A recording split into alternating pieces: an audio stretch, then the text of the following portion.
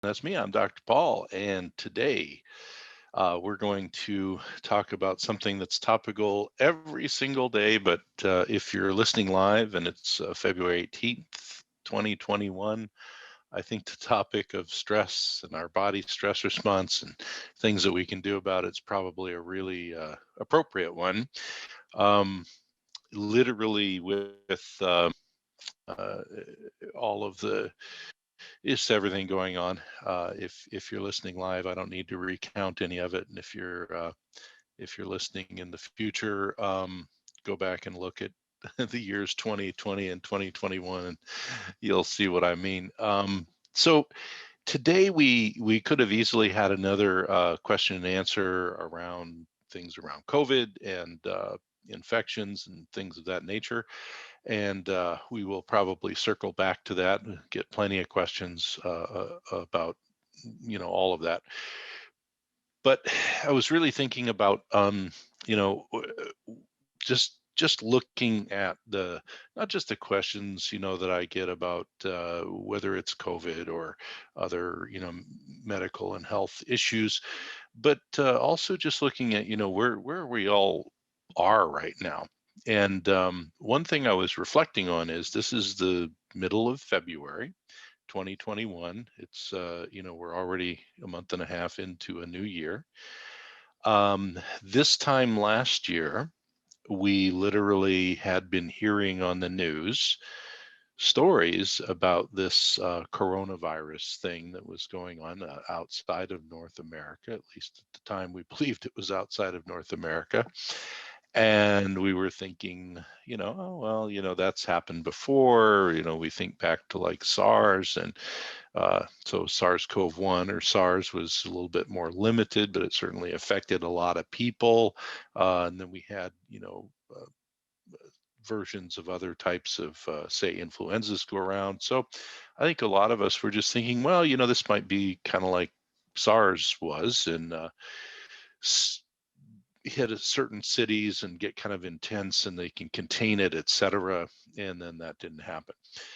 So it wasn't very much longer after this time 1 year ago that we started to get inundated with concern over this new potentially pandemic type virus and all of this that went on. And I know it was just about just a little over a year ago, about a year and a week or 2 weeks, when I started to get requests to do topics specific to the care of viral illness and COVID and all that. So I just bring that up to say it's been quite a year. It's almost hard to believe, depending on where you're at and what way you like to think about things, that it's been a year. And it's hard to believe the way that we were thinking, just a little over a year ago, and not really worried about all of these things that people are dealing with, such as, should we, when do we wear a mask? How many masks? Do we socially distance? Do we do all this other stuff? How do we do infection control? Those were maybe thoughts that people had, but they certainly weren't thoughts that were on everyone's mind like they are today. So I was just thinking, in honor of it being just about a year, and with just what I see going on back and forth between people around a lot of sensitive topics, and back and forth between people around a lot of um, you know issues related to both dealing with COVID, but also dealing with maybe the loss of a job or the change of a job or working at home, or the kids being home doing school, or on and on and on. You could fill in probably 100 things. I thought, well, let's just take a step back away from the acute topics at hand. And of course, you got COVID, and then there's political things, and there's all kinds of other excitement in the world.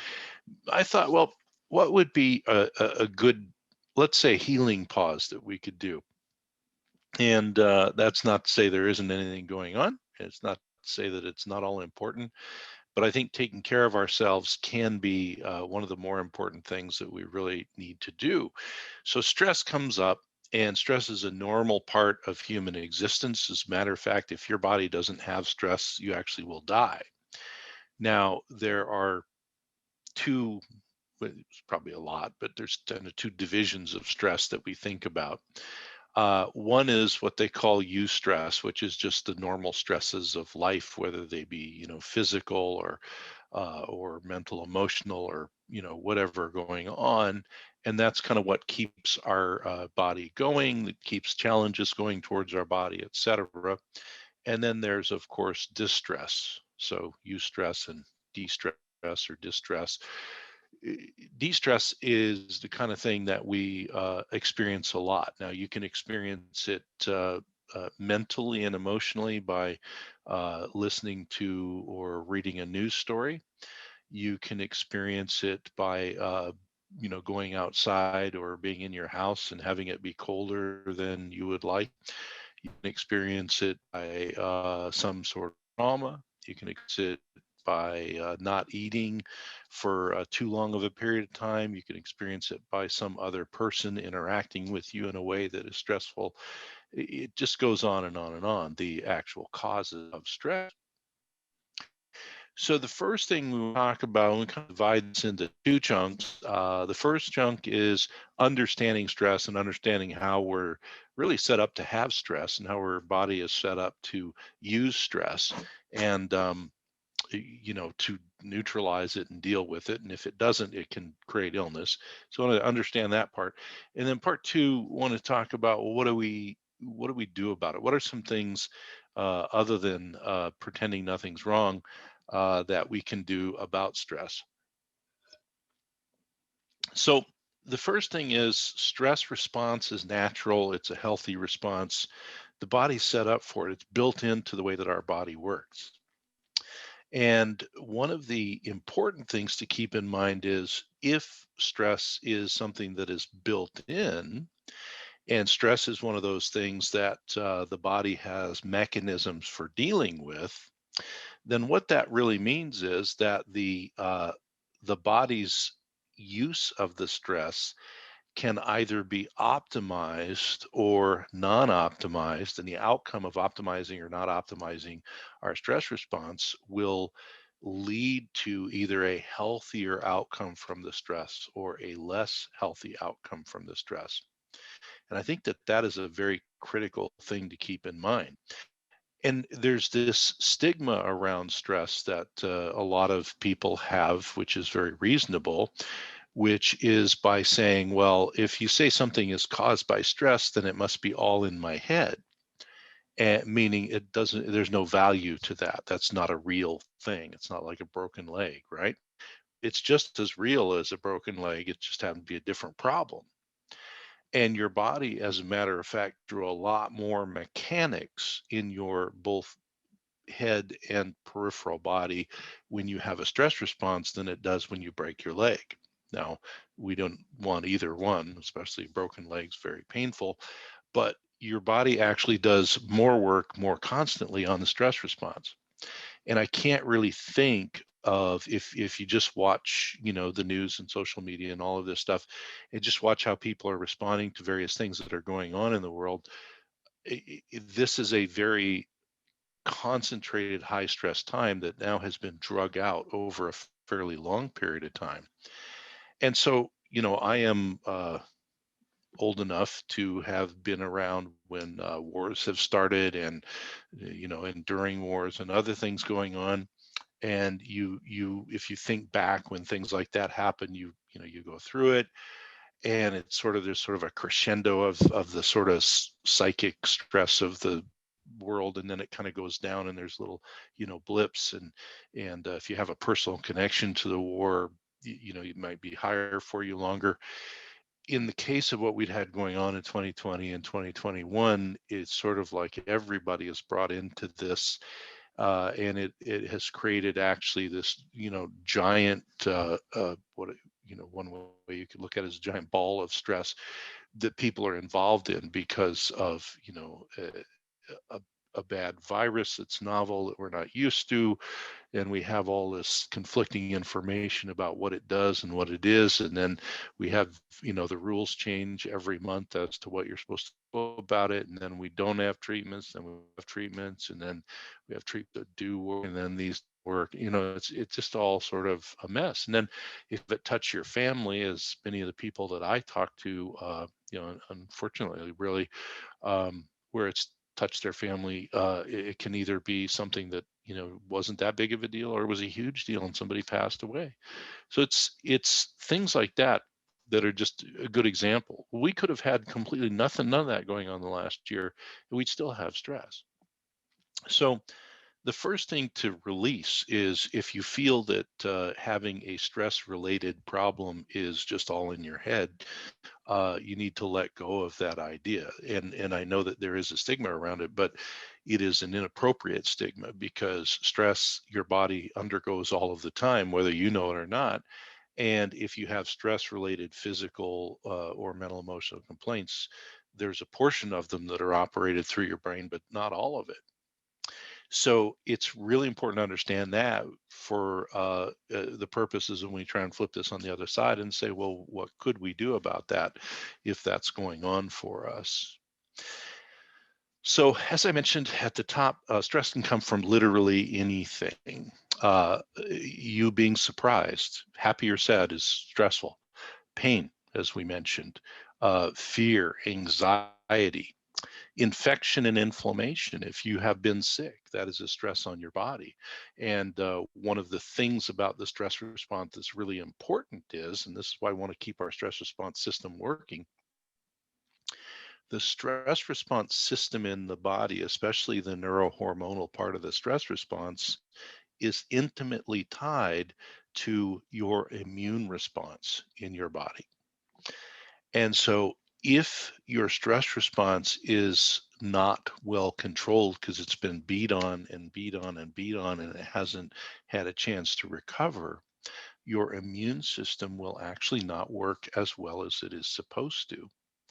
So you've probably seen people who have sometimes they call it the letdown effect, where they've maybe been exposed to something, or they've had a history of something, or maybe just out of the blue, and they've been under a huge amount of stress, and the stress goes on, and finally there's a release of the stress. The situation changes greatly for some reason, and their body sort of lets down, and you'll see that a person commonly will get sick with something, or have something diagnosed during that time, the letdown time.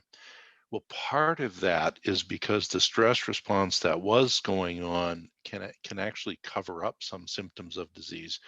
But the other thing is when the stress response is really, really heightened, it's burning itself out. And so when you go into the letdown, there's normally, if you look at, stress on a curve of, we're not too stressed here, and then we kind of raise up like a hill, and we get a big bunch of stress, but a big bunch of stress hormone output, and then we kind of go down like a nice little hill back to normal.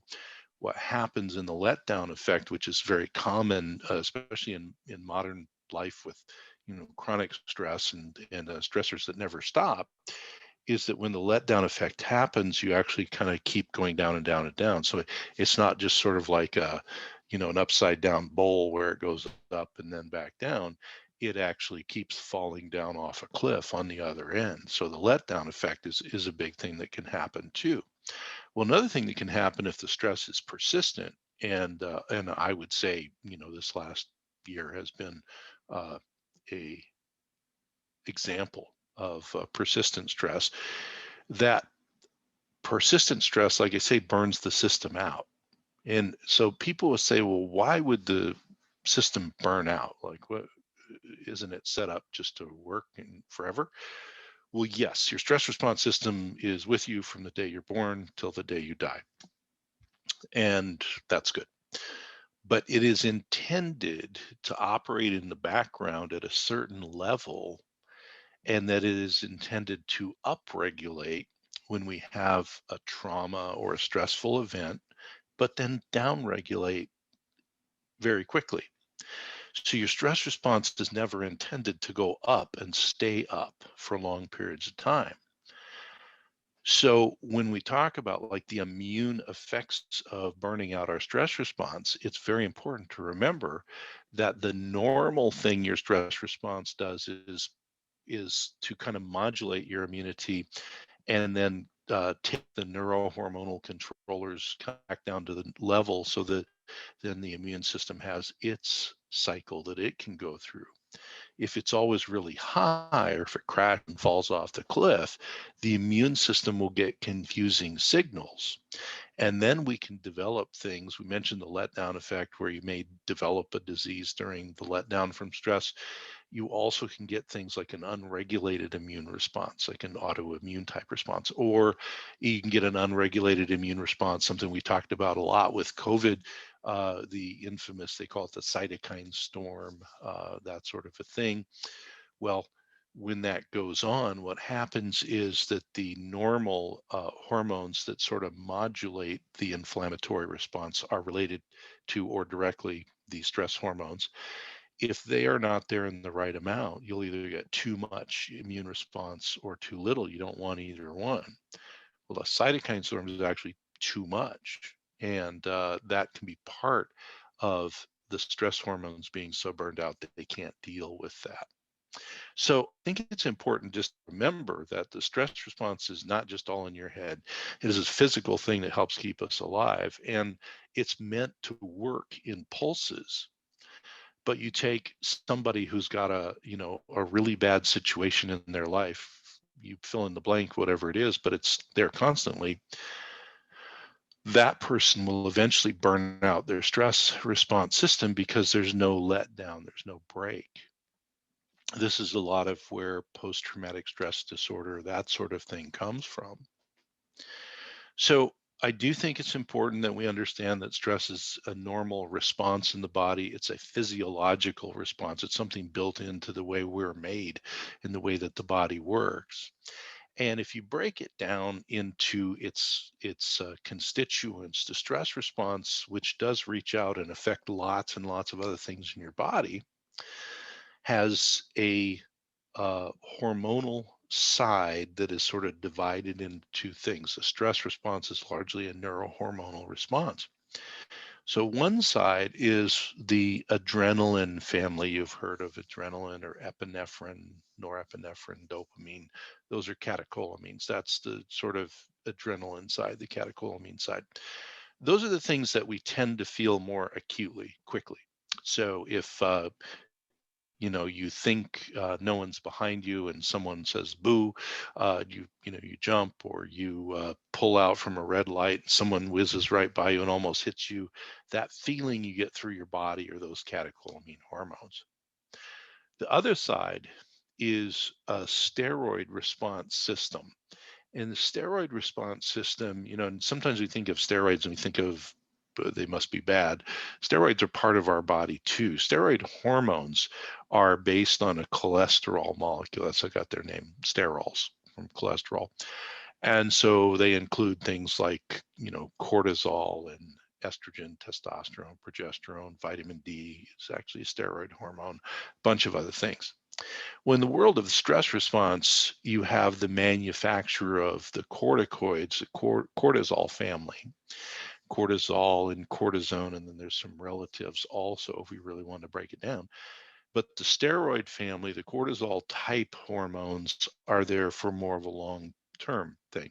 So if you look at the way chemically, if you were to, I don't recommend you do this, but if you were to inject epinephrine, adrenaline, into yourself, you'd get a sudden increase in your heart rate and the output from your heart and all this stuff. If you injected, say, cortisol, also don't recommend that either. What you would notice generally, unless it was a lot of it, is that the effect would be much longer over a period of time. So the body's made this way to have sort of an acute punch of a stress response and then a kind of a slow burn to take care of the longer term stress. Now, if we go back to why was the stress response, why is it there in the physiology?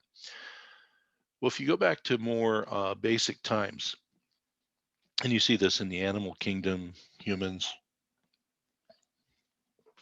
all over, The stress response has a large role in our maintaining uh, life as a species. So if we go back hundreds of years or thousands of years, our bigger threats may not have been, coronavirus or whatever else, and certainly the news. Our bigger threats may have been a bear chasing us and eating us, or any other thing that may have done that.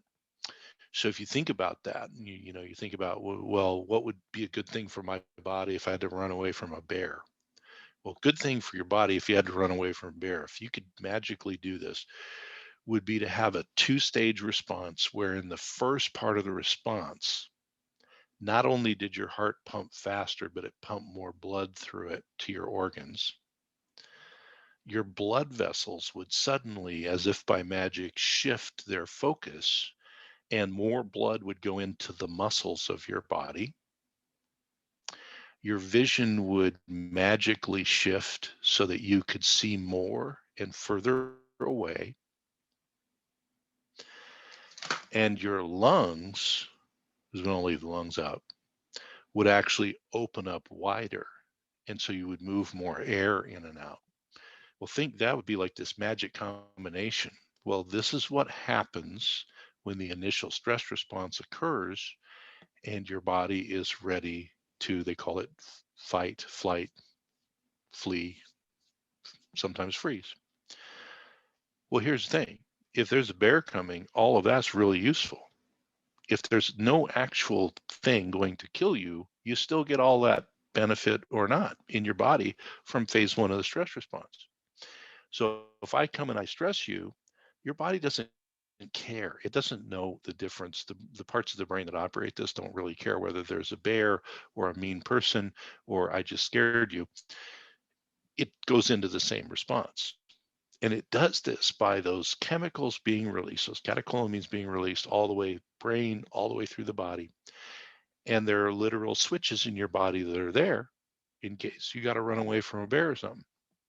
And so it literally shuts down the blood flow to your internal organs, turns it on to your skeletal muscles so you can fight or run.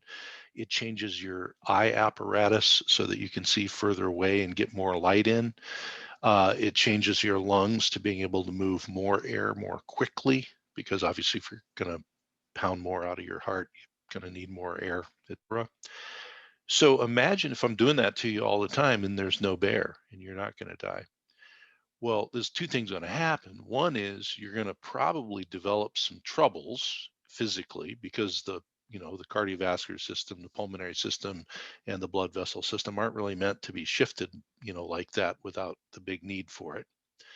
And then the other thing is you're going to constantly be poking at the slower burn part of the stress response, which is the cortisol side.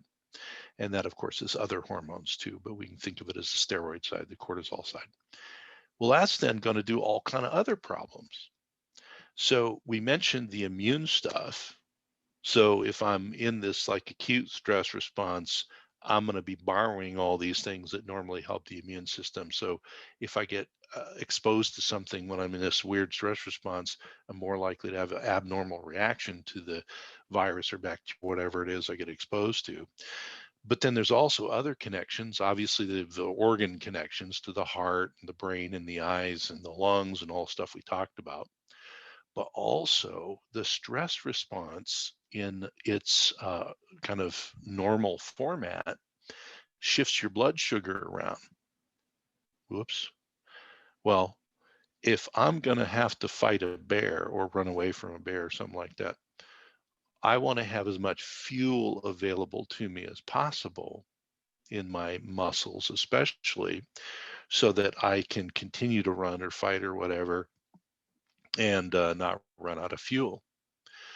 Well, shifting blood sugar, so the initial stress response actually releases free fats into your blood and turns on mechanisms that release glucose, sugar molecules, or things that can be converted to sugar molecules into your blood. The longer term side, the corticoid side, can dysregulate that. Now you think, well, it's why would it do that? Well, if you truly are going to have to fight or flee or something like that, you need the extra fuel. But again, what if you're not running anywhere? What if there's nobody chasing you? What if no bear is going to kill you? You get all the same effects.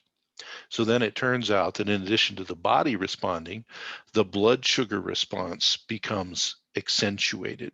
So you can wind up with long-term worse effect of or worse control over your blood sugar. You're in some people, their triglycerides will go up. All sorts of things can happen with chronic stress. So that's another, place, and that's obviously not good for us long-term either. So as we think about all of these things, then we want to kind of keep in mind, okay, if we're going to look at what can we do physically and mentally and emotionally to help out this situation with stress, where are my big areas that the stress response affects? Well, so we already, most of us have a pretty clear understanding. If we're stressed, we do have a mental emotional component because you feel it. Okay. That's the mental emotional sort of feeling. We now see that the cardiovascular system and the lungs become affected. The shifting of blood around in the body, which is good if we need it to run away from bears, but not so good if we aren't running away from bears. That goes on. Okay. Also, our muscle is affected through all of these things that we've talked about. Our blood sugar control, and to some degree, our control over fats in the blood and things of that nature. Our digestive system. So remember I said that if we're going to run from the bear, it's nice because we kind of shut down a lot of internal organ perfusion of blood, especially your digestive system. So when you go into a sympathetic response to run away from a bear, your digestive system, the blood vessels shrink down basically, and so they're not prioritized for blood going in, and the blood is shunted outwards into the muscles. Okay, which is great. But what again if there's no bear chasing you and you're just stressed and you eat and you're trying to digest? If you are in a stressful milieu, in a stressful situation for your body, your digestive system can't do all of the business that it does, because in addition to the blood flow not being in your digestive system to help you digest, you also have a shunting away from the parasympathetic nervous system that helps to operate all the organs of digestion and help you with secreting things like acid and enzymes and all of those good things to help you digest. So your body is just not in the business of needing to eat or digest. Well, you think about it, makes sense. If I'm going to run away from a bear, I'll eat later, right? I don't want to, waste time right now eating if I'm running from a bear. But if there's no bear there and I decide to eat and I'm still under all this stress, I am not going to digest well. Then you have maldigestion. You don't break your food down all the way, so you don't get all the nutrients out of it. You can have symptoms from malabsorption and maldigestion, whether they're heartburn, reflux, stomach pain, bloating, gas, all of that stuff. A lot of that comes from just inappropriate breakdown of the food. And if you consider it, this can go on for years with people, right? So the digestive system is a big area that this goes on. Now, there's another thing that happens in your brain. Now, obviously, as I said, we feel stress mentally and emotionally, but your brain has this, and your whole nervous system has checkpoints for this, but your brain especially is very good at this. It has this ability to modulate away from stress responses. Not that it doesn't make you have the stress response, but it makes you think it's not going on. So there's a tolerance mechanism, whether it's in the central nervous system, your brain and spinal cord, or peripheral nervous system, where maybe you feel pain, et cetera, where your body down regulates when there's a persistent stressor. So one is a real simple mechanism. There's a lot of real complex ones, but one simple mechanism we can all think of is when you first sit down on a chair, you might notice it's hard or soft or something of that nature. But unless it's a terribly uncomfortable chair, you may notice after 10 or 15 minutes that you're really not spending all your time thinking about the chair. Now, yes, if the chair is terribly uncomfortable or it's ice cold or something, you're going to think about the chair. But for most chairs, you stop thinking about it. Think about when you're in school, you think about, you've been in the chair for 30 minutes. You might think, I'd like to get out of here. I might want to go do something else, but you're not thinking about the pressure on your legs and your thighs sitting in the chair. Well, that's not because the pressure isn't there. It's because your nervous system, your sensory nervous system has said, oh, we're going to have this pressure on our legs and our thighs and our rear end. So we're going to down regulate how many signals we send out about that. Well, that's a normal decrease in tolerance loop that goes on in the body. Well, on a much bigger level, you do the same thing in your brain. So if we'll use just an example of, let's say somebody has a job that they really, there's just big stress at the job and they have no control over the stress and they really hate it there and they feel stuck and trapped. They will feel that way, and intellectually they will say, I don't like going to work, etc. But their brain will start to disassociate many of the signals from the body and the mind that are fighting against that feeling of being in a situation you can't control or not like or whatever, essentially to try and help you keep sane. Okay.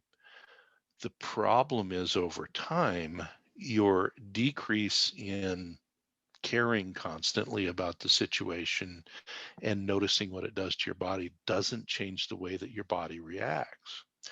This is why people and it you could change the word job to whatever else you would like to say, a relationship you're in, or a situation outside of work, or a financial problem, or you lost your job, whatever it is, right?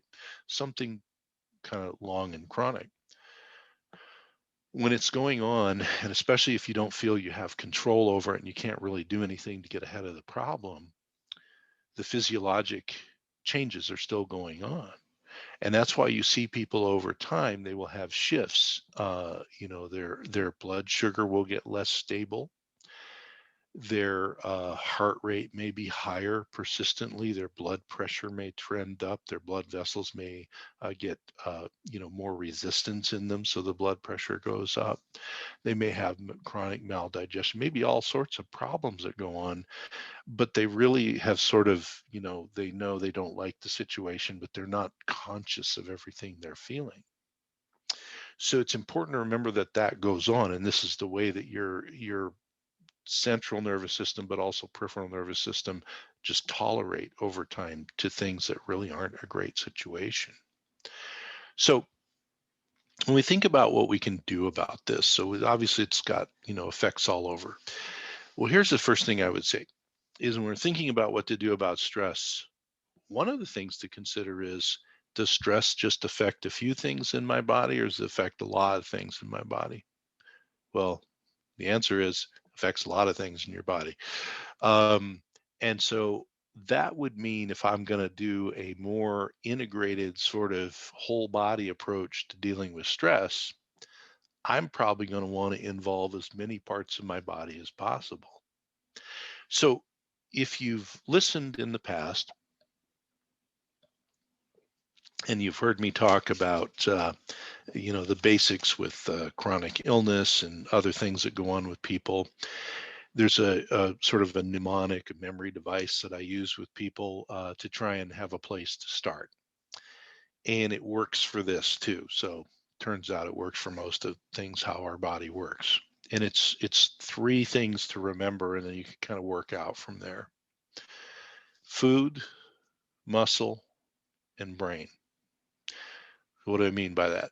If you can focus on these three areas and think about what the stress might have done or been doing, you can focus on things that you can do, that you have control over, that can oppose the stress. Now, what I will say is, there's a lot of people that this gets so far out of whack, and I would say especially in the last year, where You might need some other help too, but you can always work on these things while you're figuring out who you can work with to work on the stress response. So under food, now keep in mind, remember the stress response disorders your blood sugar, to a certain degree, blood lipids, your fats, digestion, all this stuff. So the first thing is to remember, if we're going to eat, so food does have to do with eating. When you eat, you want to try and move your situation so that things are calm. That's hard to do. But removing outside stressors, not watching the news or having your phone in front of you and reading stuff while you're eating, having quiet when you eat. Now, that's not always possible, especially if you have little kids around, but as quiet as you can. Uh, Anything you can do to decrease outside stressors. There's some stressors you have no control over, but decrease all the rest of them. Okay. If you eat with other people and they like to have lively discussions about things and that becomes stressful, then it might be good, especially if you eat with the same group of people all the time, to say, can we debate things, any other time during the day other than while we're trying to eat? Okay. It literally makes that much difference. Okay. Standing up and eating, running and eating while driving and talking on the phone. These are examples of things that don't feed into a positive parasympathetic activity. So as much as you can, calm your eating environment. Next thing is the timing in which you eat. Now, if you're one of those people, because this is a big deal now and people have discovered it, although it's as old as humans, if you're one of those people that does, time restricted window eating, like intermittent fasting, and you eat between 11 a.m. and 8 p.m. or something of that nature, then eat then do what your body is used to. If you don't do that, then eating regularly is probably better for you. Okay, that's up to you and your doctor what you want to do about that. The most important thing is, though, people tend to take two tracks when they get under stress with food. One is they eat too much, so they stress eat, so they eat all day. And usually when we stress eat, it's not the greatest stuff for us. Or they stop eating, okay, one or the other. And either group does not understand the other group. You stress certain people that you can't eat, stress other people they can't stop eating. Those are different neurological triggers that we don't have time to go into. Whichever one you are, you have to oppose the desire to do that. So for some people, it is setting a schedule to actually eat. For other people, it is looking and saying, I'm going to eat on a schedule, but I'm not going to graze constantly. Okay.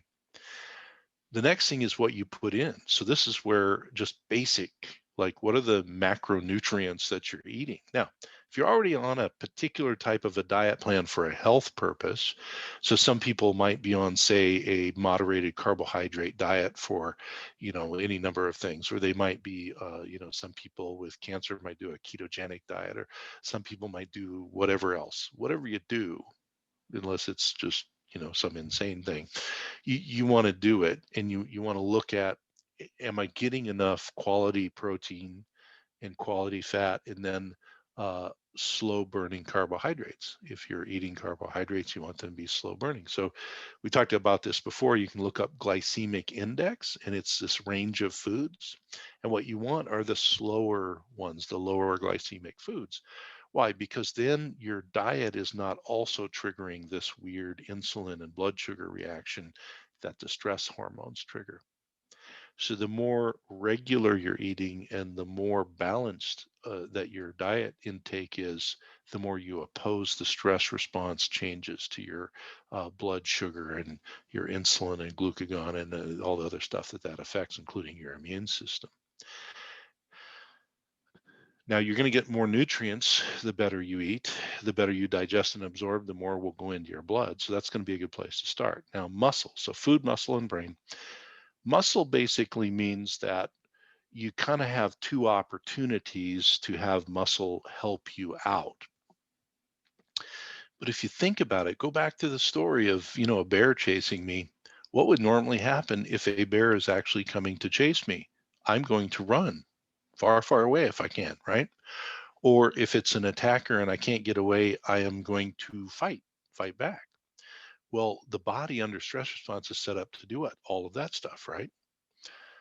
Imagine under naturalistic sort of circumstances if a tiger or a bear or some other threat is the thing the system is set up for, and then I run away.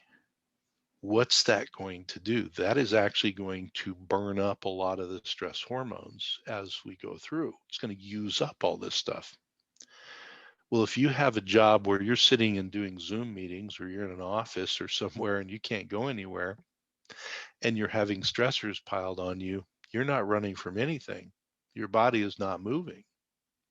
So moving your body becomes terribly important, and you don't have to become, a marathoner, and you don't have to, do lift heavy weights or anything. You just have to move your muscles in your body.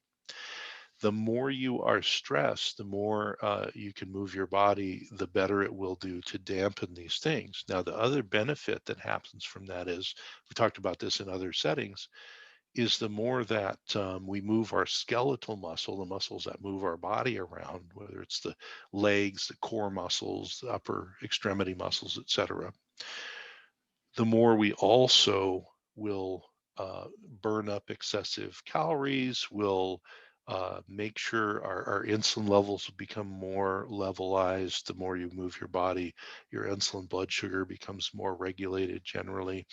And also your physiologic tone, the biochemistry of your body actually becomes more disease resistant. So muscle is medicine. The muscle and fat kind of have this seesaw relationship, like they're on a teeter totter. The more the muscle works and has metabolism, the lower the fat metabolism goes, and the more muscle metabolism, the healthier the person usually is. Lower the fat metabolism, the healthier the person is too.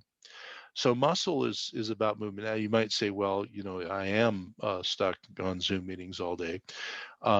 Is a few things that you can do. One is, before you plug in and do whatever you're going to do, you can, even if it's a walk around your house or your building or whatever, or planning a little bit of time before you, get to your computer and plug in. On any breaks that you have, simply standing up and sitting down, if that's all you can do, gets the bigger muscles in your legs and your core muscles working. If you Even if you can't leave wherever you're at, but you could stand up and sit down, that works. So some people now, they use they have stand up workspaces or treadmills or other stuff that they use. All of that's for these purposes. So just do as much as you can, or at least at the end of your workday, take a quick lap somewhere, do something physical. Very important. So food, muscle, and then the third one is brain. Brain, mind, think of it all together at this point. The first thing that is crucial for stress response, and will go out the window with a stress response, is your sleep. And this is like eating. It's feast or famine. Some people, don't eat. Some people eat everything. Some people, when they get under stress, sleep longer and more. Some people don't sleep at all. So you have to work on that. Now, there's a lot of things that we won't have time to go into, but you can look up online something called sleep hygiene. So you've heard of dental hygiene, to protect your teeth and all that. Sleep hygiene, and there's literally hundreds and thousands probably of websites and info about it, but there's a lot of good university-based things that you can look up about sleep hygiene, a lot of research around this. And they're just, it's sort of like common sense, grandma's helpful hints, really. But there's a lot of them sometimes that we forget about when we're under stress.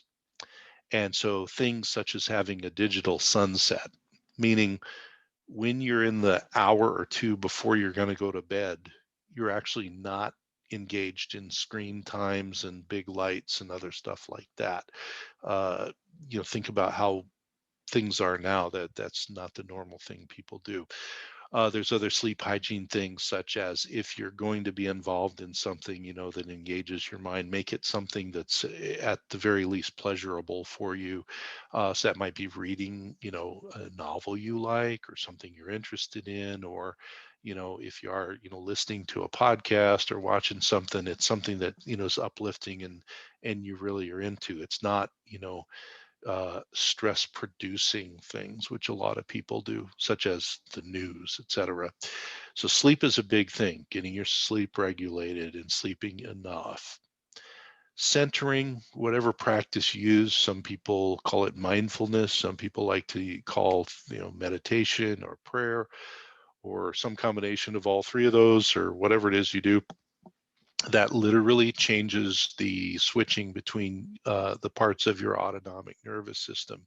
Autonomic nervous system is the two-sided nervous system interchange that upregulates into sympathetic when you are under stress, and you need an ebb and flow of this. Your body's made to use both of them, but you don't want to be kind of all on all the time. If you are, then you get stress related disorders. So the autonomic nervous system can be brought back to the middle by these centering type practices. So whatever it is that you do and you're into, or whatever you're drawn to, if you're not into it, but you'd like to be, there is something for everybody. You can look up online. If you want to start in the middle, you can look at mindfulness. There's actually a lot of research around mindfulness. Some people have a meditation practice or a prayer and meditation practice, or whatever it is. Do that. Okay, just whatever you want to pick, just do something.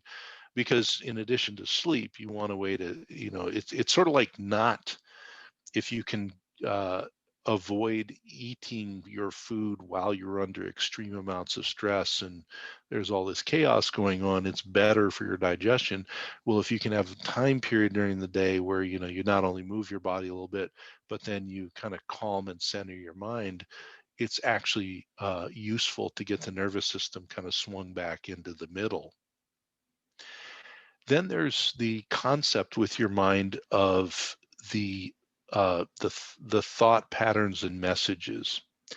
And I've got a couple of minutes left, but basically what I want to get into in this last little part here is thought patterns and messages can either bring our mind and our thinking back more towards the center, kind of like I was saying with mindfulness or meditation or prayer, whatever it is that you do, bringing yourself back to kind of the middle, your core of your autonomic nervous function. And it's broader than that, but let's just think of it that way. But thought patterns are bi-directional. So it could be what you're telling yourself, or it could be what something else is telling you, putting into your head. And for most people in real life, it's both. It's a two-way street. So what does that mean? Well, if we're talking about affecting our stress response, the part that becomes critically important is, and there is no way to, there's no way to have a perfect diet. There's no way to have perfect fitness. There's no way to have perfect whatever. But to the degree that you can and be mindful of, actually, the more you can think about what you're telling yourself, those are the inside thoughts of this bi-directional thought thing we got going on, and the more you can think through and maybe rein in some of the more stress-inducing things that you may say to yourself, the more it will help. Now, one of the things is you have to think about what your triggers are for that. So, for example, for me, the universal, 100% of the time availability of any media you want, any message you want, and all of that. If I get too involved in like the news of what's going on at the moment, and it could be any moment, but especially, this last year, it's just, nutty, all the stuff that you see, you can wind yourself down into a rabbit hole where the only messages going out are actually fight or flight stress messages. And so sometimes if that's your trigger, you have to limit the amount that you do. And you have to tell yourself before you engage in looking at the news, well, this is the news. It's not everything.